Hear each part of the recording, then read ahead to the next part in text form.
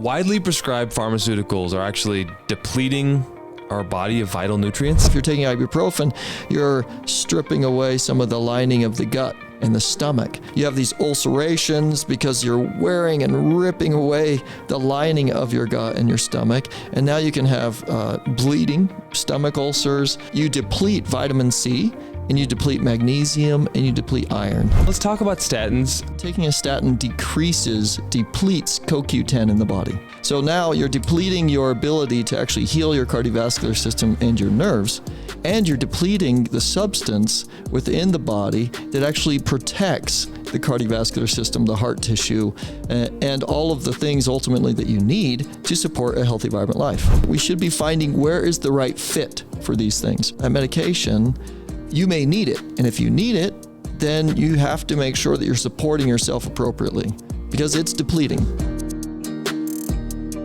There are a lot of pharmaceuticals out there that are getting prescribed to people, and I don't think people realize what you're about to tell them. Yeah, well, we hear a lot about nutrient depletion in our soil, nutrient depletion from our food, and needing to make sure we shop at the right places and get all the proper nutrients. But little do we know that we may be taking medications that are depleting those nutrients and preventing us from actually absorbing those nutrients. We're going to talk about 5 very widely prescribed pharmaceuticals. We have statins. More than 90 million people on statins, Dr. Ron Dummar. Yeah, it's kind of staggering. Metformin, antibiotics, steroids, ibuprofen. Real quick, we're in community health and wellness in Heber City, Utah, and this is the Be Well Now podcast. I'm a friend, I'm a patient, my name's Nick, but you are Dr. Ron Dummar. Yeah, and I've always been a natural-minded guy, right? Focusing on health from its very base all the way up, right? So I've wanted to create in my life an opportunity for patients to be able to receive health care, right? Not just sick care, but receive health care. And so it's my goal and my aim with my background in physical medicine and Chinese medicine, chiropractic, and also functional medicine to provide true health care for patients. And I know how passionate you are about healthcare. Yeah. And it feels like sometimes we're swimming upstream with just the staggering number of, okay, let's talk about statins, because if more than 90 million people are on these, this is such a big system that I feel like you're trying to fight against, or I don't know how you describe kind of what it feels like to be you, in the context of modern day medicine in the United States. Uphill. Okay. Uphill. That's okay. The metaphor wasn't kind of coming. I remember when your parents said to you, I walked to school uphill both ways. That's how it feels sometimes. Many miles in the snow. Yeah. Well, let's talk about statins and how they're prescribed, and then what is the detriment to our bodies? Well, first of all, the story that we're told, and we've been told for 40, 50 years, is cholesterol. Right, so we look at statins like, oh, cholesterol's the problem. Heart disease. People are dying from heart disease. Heart disease is a leading cause of death in the country. So we have heart disease, we have cancer. Okay, so we look at that and we go, oh my gosh, we have to heal or prevent heart disease from occurring. Well, they jumped on this idea that we see when people develop heart disease, this plaquing or this coalescing within the vessel that causes eventually some sort of heart attack or stroke, right? So they want to get rid of that. That sounds like a really logical plan. Absolutely. So they jump on the cholesterol. They say cholesterol's the problem. Well, what makes cholesterol? It's the liver. The liver makes cholesterol. It's actually a healing tissue. Your cholesterol is a healing tissue for the cardiovascular system. It's also a healing tissue for your nerves. So if you are lowering your cholesterol, you're actually decreasing your body's capacity to heal cardiovascular tissue and neural tissue. That's problematic in my mind, right? So now we have to really properly manage this. We also know that CoQ10, many people are familiar with that term, CoQ10. I think that's a supplement that I used to take at one point. It's brain-powered supplement. It helps with the cardiovascular system, helps with heart muscle, right? This statin, taking a statin depletes CoQ10 in the body. Okay? So now you're depleting your ability to actually heal your cardiovascular system and your nerves, and you're depleting the substance within the body that actually protects the cardiovascular system, the heart tissue, and all of the things ultimately that you need to support a healthy, vibrant life. And yet it's being prescribed to try to help in that regard. Yes. Yeah. And so this goes back to, let me put it this way, this goes back to one of my core philosophies, which is integrative medicine. Integrative medicine suggests ultimately that we should be using both, right? We should be finding where is the right fit for these things. Plant medicine, herbals, nutrients, vitamins, minerals, and then also pharmaceuticals, drugs, synthetics. Okay, where is the proper blend?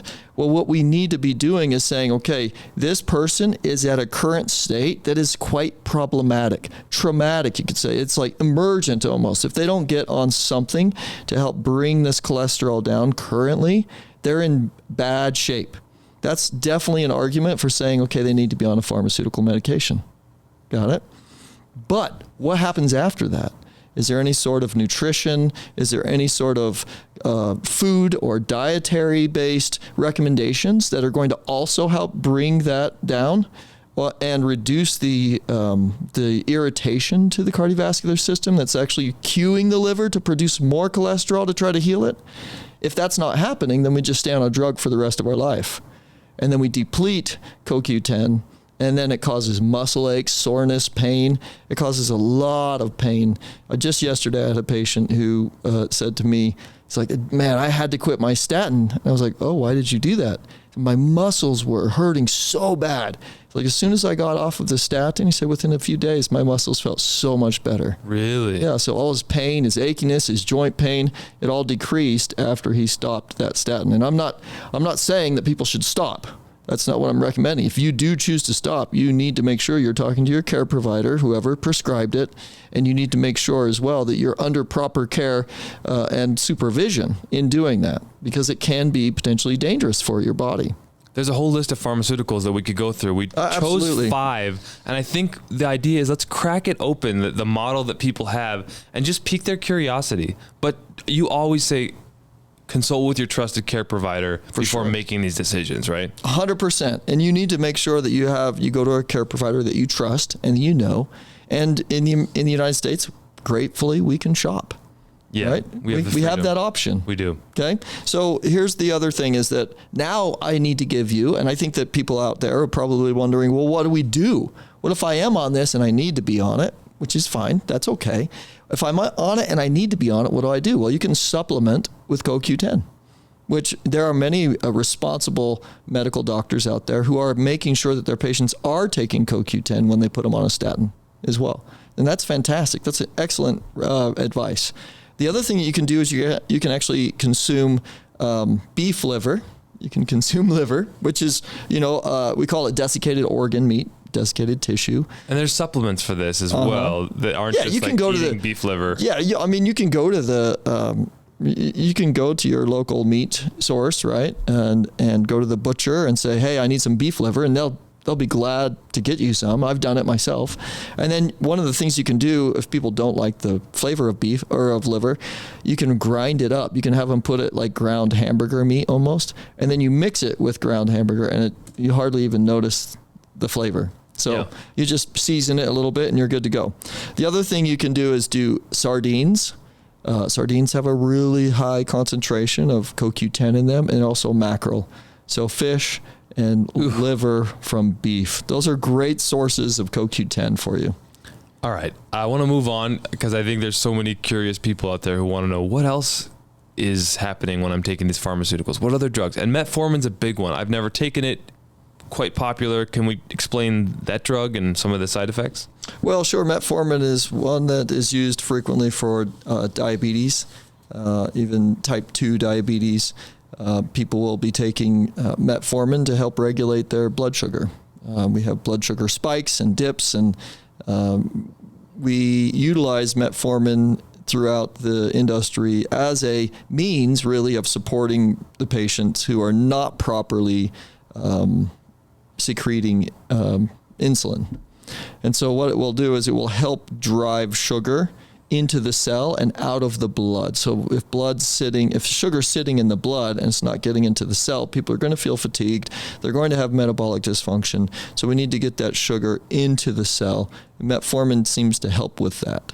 Okay. So what's the issue? What's the problem? Yeah, what's the problem? I know, it sounds good, right? It's like, that's a very good thing. Well, the problem is that one of the nutrients that metformin really depletes is a nutrient that is so critical for energy, for nerve function, for brain function, it's vitamin B12. And a lot of people right now, they're checking their vitamin B12. They're getting vitamin B12 shots. They're doing vitamin B12 IVs. And they're trying everything they can to get vitamin into their system. Okay. So if you're on metformin, you have to be aware that it's very likely you're going to need supplementation. You're going to need to support vitamin B12 in your body. So what are the things that you can do to support vitamin B12 nutrients within your body? The things you can consume are things like clams, right? Ew. One of my favorites, my number one favorite. People like clams. People love clams. Yeah, I'm just not a seafood guy. Yeah, that's all right, dude. He needs to go live in back east. You know, New England is that whole area. You'll be a clam man. Okay. So anyway, avocado. Avocado is really good. I love it. It's high in fat. It's probably something that you could use actually as a both for CoQ10 and also for vitamin B12, but it's got really good quality, rich fats. It's going to give you energy. You actually get more energy per kilocal from fat than you get from sugar. So we have sugar and carbs. You get like 3 little packets of energy. And from a fat molecule, you get 9 packets of energy. So 3 times the amount of energy from consuming avocado than you would from consuming bread or a pasta. I want some avocado now. Yeah. So think about maybe if you're doing a workout, as well, or you're doing a long ride, you're doing some endurance athlete, you want to make sure that you have high quality consumption of fat before that. And then during it, you're probably going to use carbs to just kind of keep yourself going.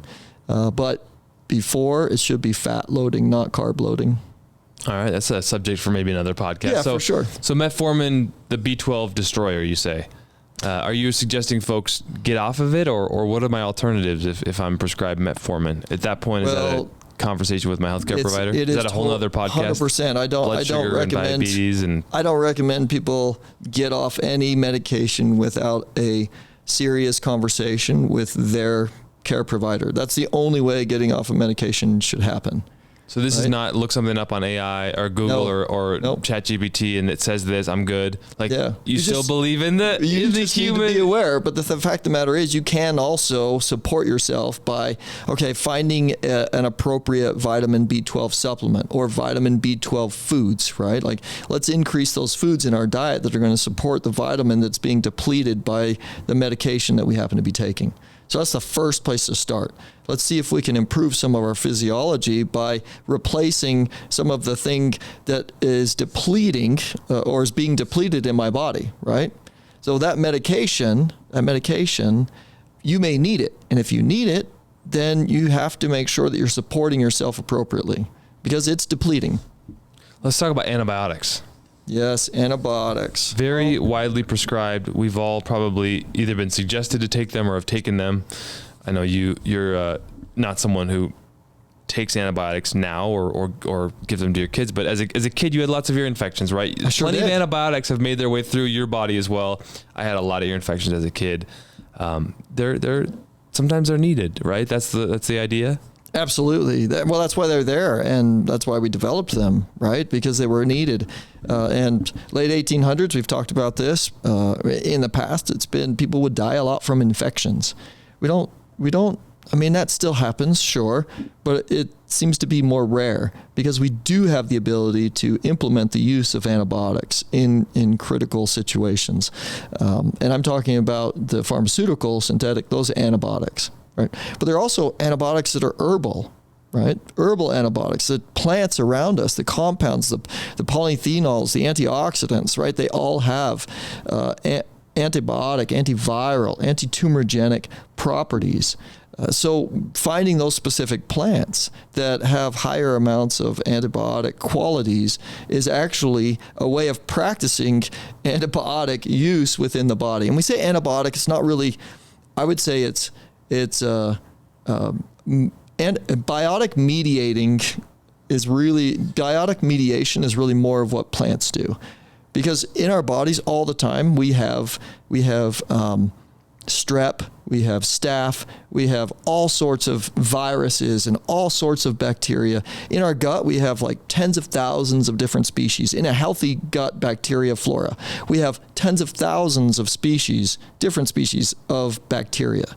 And we have thousands of species of virus as well within our gut. And they're all interconsuming each other to keep us healthy. And you look at the environment around you, it's the same thing. You have tons of different species of plants and weeds, and they interconsume each other. And some of them are good next to each other, and some of them, are not, right?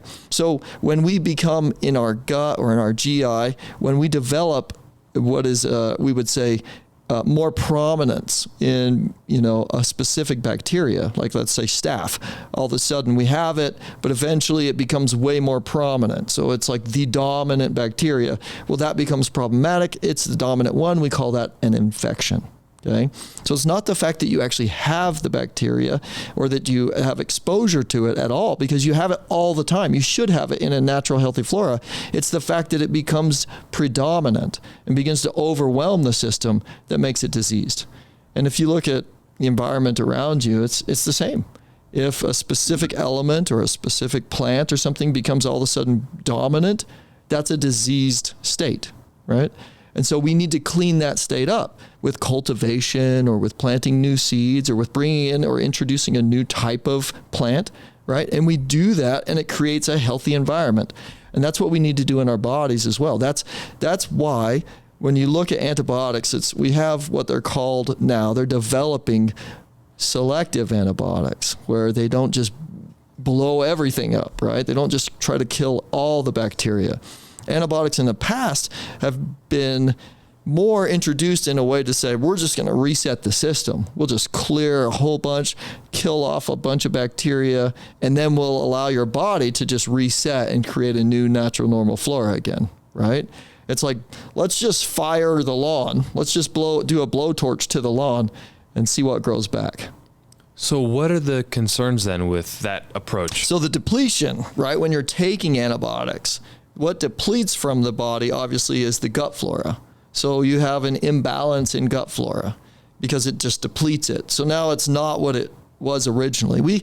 We're given as infants, ultimately, a lot of our flora, the balance of our bacteria. We have unique balances of bacteria in the mouth, in the nose, in our eyes, our ears, our gut, everywhere, our skin. It's all a unique balance. But a lot of that is given to us from our mothers as we pass through the vaginal canal.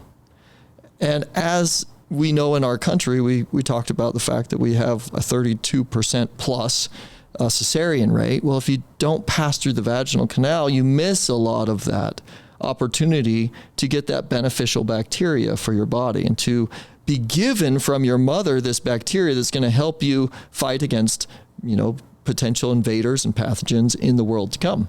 So one of the things that they'll do actually in the hospital, and very wise nurses, they'll swab the vagina.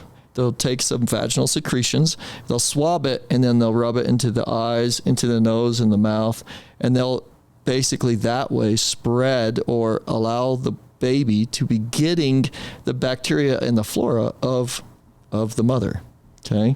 So it's a very natural thing for us to actually be bacteria, to have bacteria within our bodies. So when we create a dysbiosis or we create a dysfunction of bacteria in the body, it actually leads to a B vitamin deficiency. It leads to a depletion of neurotransmitters like serotonin. You think of serotonin, it's a mood regulator. A lot of patients, there's a lot of research recently that shows patients who go on antibiotics, they very frequently after develop anxiety, depression, neurological related things. And that's because the neurotransmitters are completely depleted, or the production of neurotransmitters that happens largely in the gut is off. And so it's not able to support the nerves. Okay. So that's pretty significant. Yeah. Right. So we do want to, it's not something that we should just be going on all the time. Right. We need to support and say, how do we limit our use of this so that we can reserve the use of it for actual times that are necessary and required? Because it does have significant things. It decreases, did we say B vitamins? Did I say that already? Yeah, B vitamins. But the other one is vitamin K. It decreases your production of vitamin K, which also happens from the bacteria in the gut, the balance of bacteria. Vitamin K is super critical because it helps with your blood clotting, helps your blood to be able to uniquely clot, right? So if you're not able to clot properly, you'll have like easy bruising, or you can even have internal bleeding or different things like that, right? So vitamin K is so critical. It's so critical for us. Now, here's another caveat I'll give to a lot of people. People will frequently say to me, well, if I'm taking vitamin D, right, which is also a kind of a liver and a fat-based supplement, don't I also need vitamin K? And so a lot of supplements are combining vitamin D and vitamin K. So the only reason you would need vitamin K to be combined with vitamin D is if your gut flora is off. If you're not properly secreting and producing vitamin K in your gut, then you have to take them together because your body's not producing vitamin K, which is likely happening as a result of a previous exposure to antibiotics. Okay. There's some solutions. Maybe if you're, wanting to supplement with food, right? Foods are the best. Herbs, we have herbs as well, but spinach is it's known obviously as a vitamin K producer. It will help your gut and your GI to produce vitamin K. It also provides vitamin K in it itself. So spinach and kale, broccoli, all of those cruciferous type vegetables are very, very good for that. And they're an excellent source of all your Bs too. Vitamin B6, folate, B9, right? So, would you supplement with those if you were on antibiotics, or are those, is that what you're saying? Yeah, have that introduced into your diet. If you need to take antibiotics, make sure that you're consuming those foods. And I would steam them. Don't overcook them, but I also would be careful taking them raw. Antibiotics are very cold in nature or very hard on the system, right? And it can cause GI disruption as well. So I'd be very careful with consuming raw food or cold food when you're taking antibiotics. You actually want to warm food up so that your body's able to break it down a lot easier. Okay. Let's talk about eggs as well. Didn't you say those are pretty good for? Oh, I love eggs are fantastic. And we do have a lot of people that have sensitivities to eggs. And so with them, it might not be the best choice in this case because it will flare up the immune response. But if you're able to consume eggs and you like eggs, this is a great source of so many things. It's great for cholesterol, actual healthy cholesterol, right? It'll bring your HDL up, which is what we call the healthy cholesterol, and it will also be a way of providing vitamin K and vitamin B for your body. Couple other pharmaceuticals, steroids and ibuprofen. Yeah. Let's talk about steroids.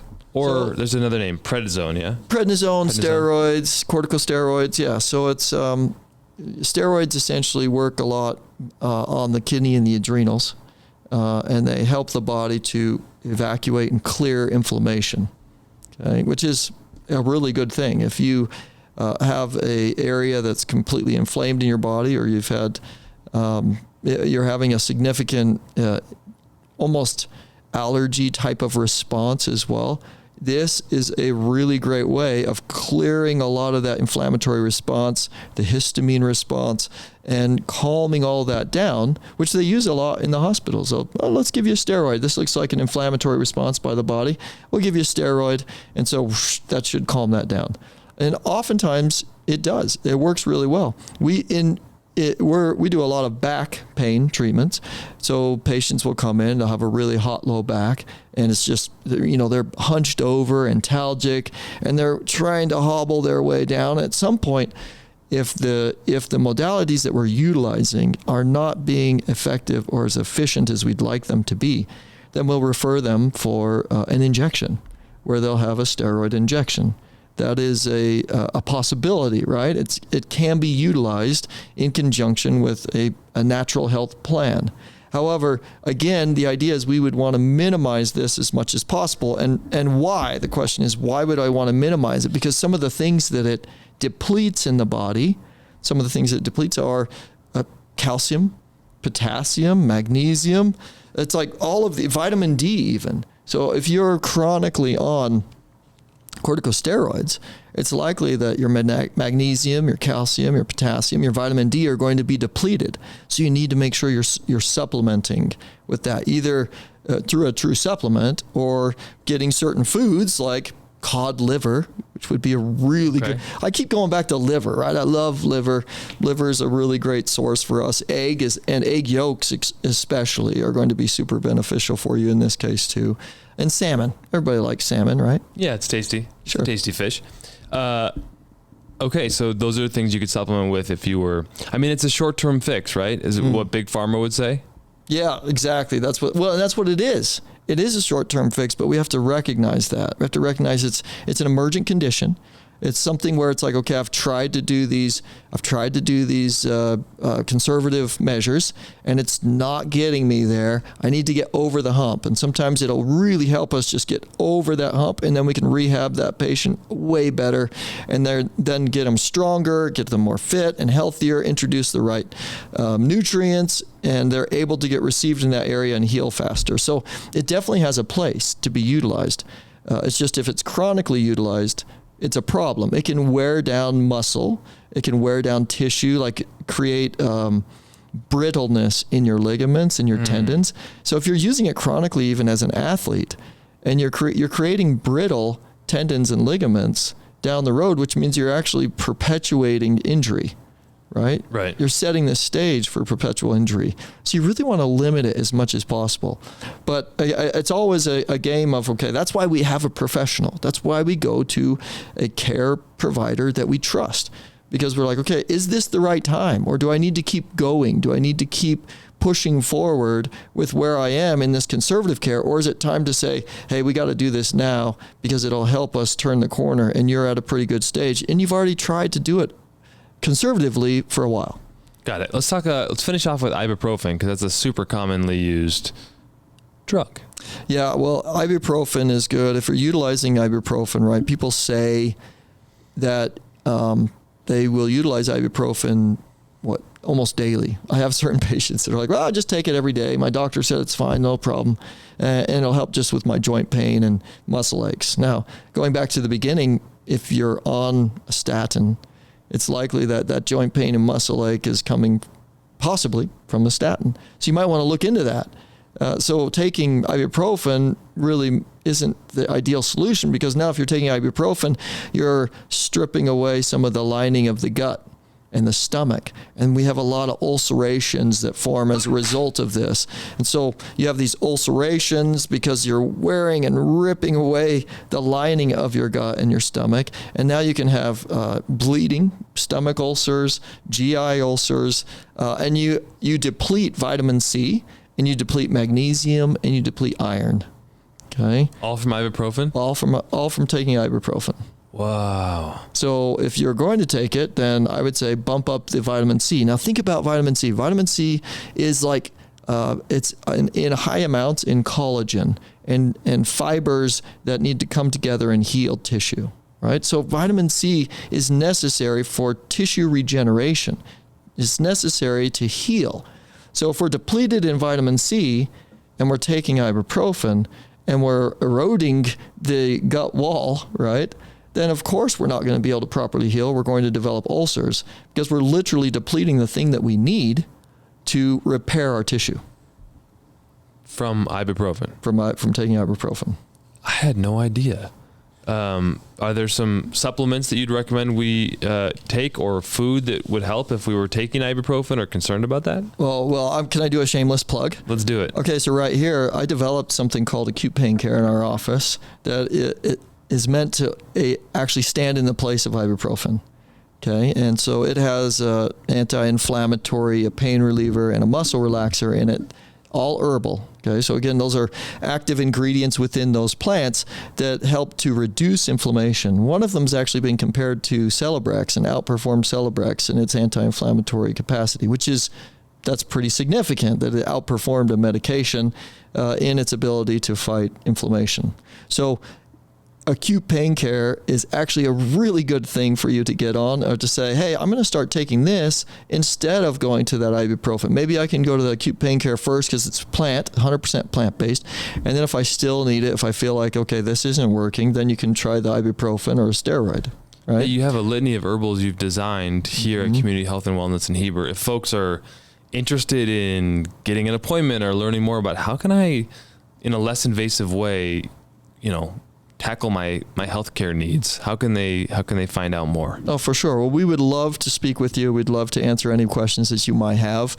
You can call our phone number here, 435. We still have those. That's nice, right? 435-657. Yeah, it's a dial up. Yeah. No, you can actually text. Yeah. You can text. Yeah, you can text our number as well, and we do respond to that number. When you text us, we will respond. 435-657-3696. That's our number. You can also find us at chwheber.com online, and you can find me on Instagram at Dr. Ron Dummar, Dr. Ron Dummar. That's me. That's my handle. You. And Be Well Now podcast on Instagram as well. Absolutely. Give us a like and subscribe. And if you want to comment too, we love the comments. Yeah. If you'd want to hear about 5 more, we have other medications we can talk about. Namaste, everyone. Namaste.